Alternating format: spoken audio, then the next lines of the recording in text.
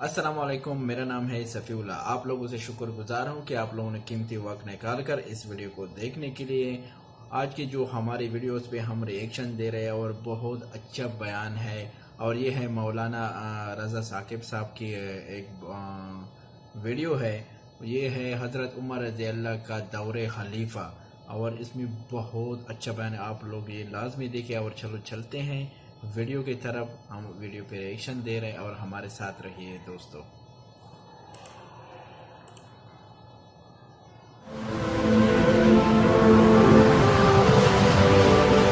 حضرت عمر رضی اللہ تعالیٰ عنہ جب ایمان لائے تو آپ نے ایک ایک کافر کے گھر کے دروازے پہ کھڑے ہو کے کہا کہ تم کمزوروں کو مارتے تھے، میں تمہیں بتانے آیا ہوں میں محمد عربی کا نوکر بن گیا۔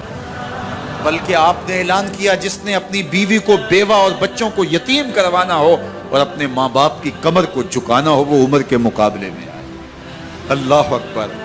زنیرہ نامی ایک خاتون تھی، بہت کمزور،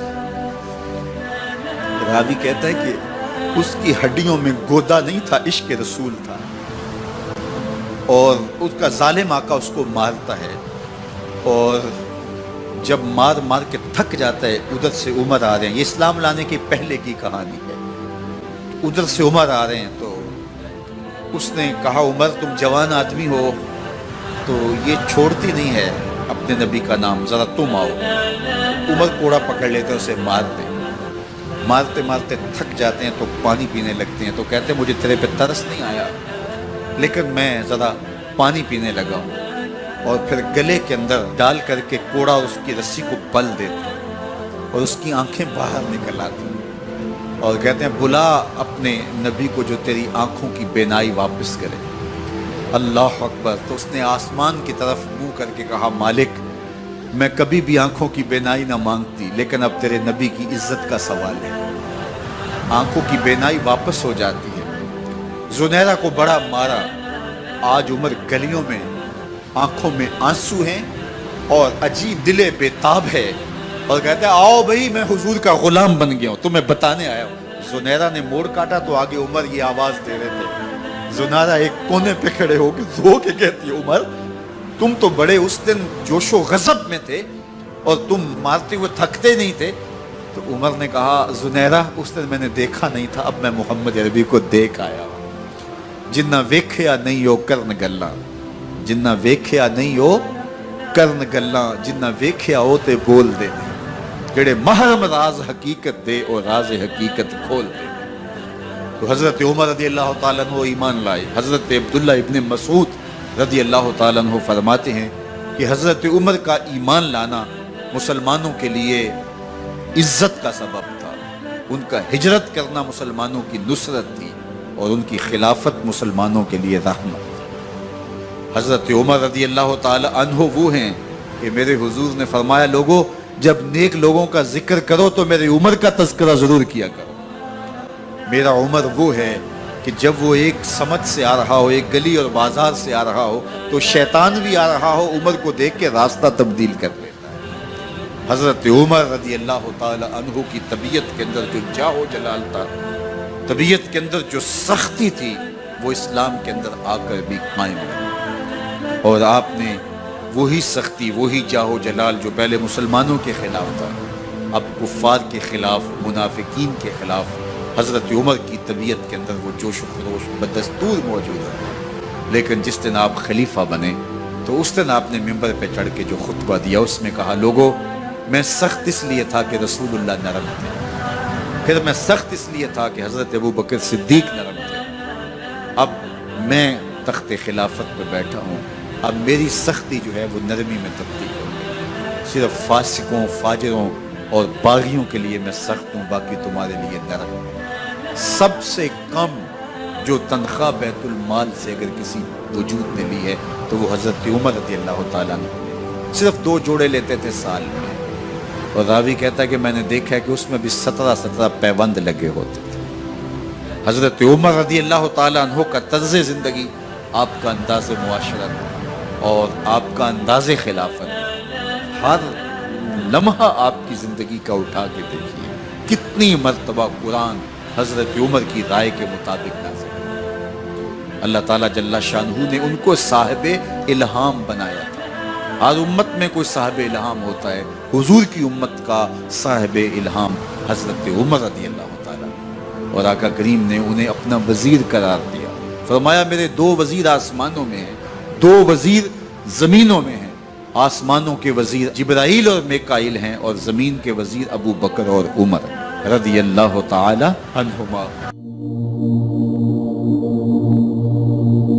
ایک دن حضرت عمر بیٹھ کے رو رہے تھے، تو کسی نے کہا حضرت رو کیوں رہے ہیں؟ فرمایا کہ میں اس لیے رو رہا ہوں کہ فلاں پل سے بکریاں گزری ہیں، تو پل کے اندر شکستگی تھی، ٹوٹا ہوا تھا پل درمیان میں، اس میں ایک بکری کی ٹانگ ٹوٹ گئی ہے. تو میں ڈرتا ہوں کہ میرا رب یہ نہ پوچھے کہ عمر تو نے پل صحیح تعمیر نہیں کروائے تھے کہ ایک بکری کی ٹانگ کیوں ٹوٹی ہے. یہ ہیں حضرت عمر رضی اللہ تعالی عنہ. اللہ اکبر. تو اللہ تعالیٰ جل شانہ نے حضرت سیدنا عمر بن خطاب رضی اللہ تعالیٰ عنہ سے جو کام لیا، مختصر دور خلافت کے اندر 10 سال 6 ماہ 4 دن آپ نے خلافت فرمائی ہے. لیکن کہاں سے چلے اور یہاں مکران تک، بلوچستان کا حصہ ہے، یہاں تک آپ کے سلطنت کی حدود وسیع. ادھر آرمینیا تک جا پہنچے، حمص فتح کیا، قادسیہ، یرموک. آپ ذرا دیکھیے کہ کہاں تک آپ کی فوجوں کے گھوڑے دوڑتے رہے، اور اللہ تعالیٰ جل شانہ نے ان کو جو توانائی، عدل و انصاف کی قوت عطا فرمائی. اللہ اکبر. جب زمین پہ عدل کیا ہو تو زمین بھی حکم مانتی ہے، اور حضرت عمر وہ تھے جن کا حکم ہوائیں بھی مانتی تھی، زمین بھی مانتی تھی، جن کا حکم جو ہے وہ آگ بھی تسلیم کرتی تھی، اور دریا بھی ان کا حکم مانا کرتے تھے. مصر کے اندر یہ رسمیں بد جاری تھی کہ سال کے بعد ایک دوشیزہ کو زیورات پہنا کے اچھے لباس میں ملبوس کر کے دریا کی بھیڑ چڑھایا جاتا، اس کی قربانی دی جاتی، اس کا خون بہتا تو دریا چلتا. جب مسلمانوں نے مصر فتح کیا تو گورنر نے لکھا کہ اسلام تو اس طرح کی رسوم کی اجازت نہیں دیتا، لیکن خشک سالی ہے، لوگوں کی فصلیں ویران پڑی ہے، تو حضرت کیا کیا جائے؟ تو حضرت عمر رضی اللہ تعالیٰ عنہ کاغذ کے ٹکڑے پہ لکھتے ہیں بسم اللہ الرحمن الرحیم. مصر کے نیل کی جانب عمر کا خط لکھتے ہیں، اے نیل اگر تو اللہ کے حکم سے چلا کرتا ہے تو چل، ورنہ ہمیں تیرے چلنے کی کوئی حاجت نہیں ہے. اور قاصد کو کہا یہ خط لے جاؤ اور جا کے دریائے نیل میں پھینک دو. قاصد جا کے خط دریائے نیل میں پھینک دیتا ہے، پانی آتا ہے، ایسا دریائے نیل چلا 14 صدیاں ہوئی ہیں آج تک کبھی بند ہی نہیں ہوا. دریا حکم مانتے، آگ نکلتی ہے.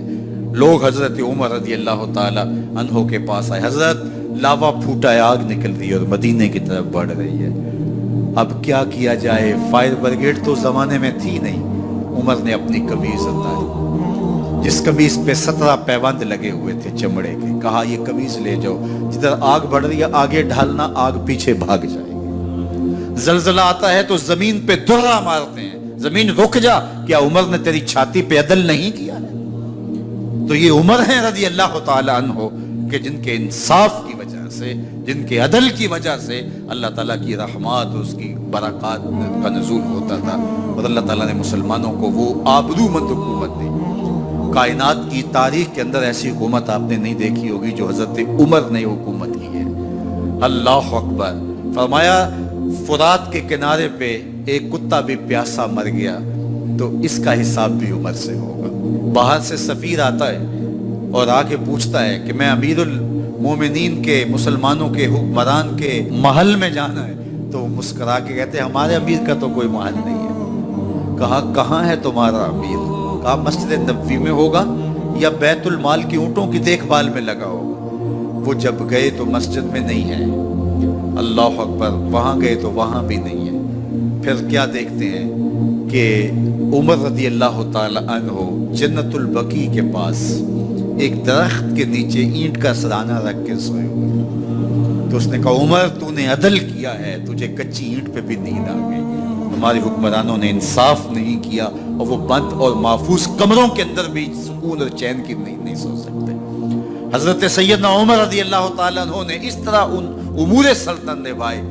آپ دن کو لوگوں کی دیکھ بھالی کرتے، لوگوں کی ضروریات سنتے سمجھتے، اور جب رات پڑتی لوگ سو جاتے عمر مدینے کی گلیوں میں پہرا دیتے. کائنات نے کوئی ایسا بھی حکمران دیکھا ہوگا؟ اللہ اکبر. وہ مجاہد جو مختلف محاذات پہ گئے ہوئے ہوتے ان کے گھروں کی دیکھ بھالی کرتے, ان کی ذریات کا خیال رکھتے, ان کی آبرو کا پہرا دیتے. راتوں کی تنہائیوں کے اندر حضرت عمر اٹھتے اور جا کے گشت کرتے, چکر لگاتے, دیکھتے کوئی آنکھ پر نم نہ ہو, مفلسی کا کسی گھر میں ماتم نہ ہو. تو دوستو یہ تھی آج کی ویڈیو. امید کرتا ہوں کہ یہ ویڈیو آپ لوگوں کو اچھی لگی.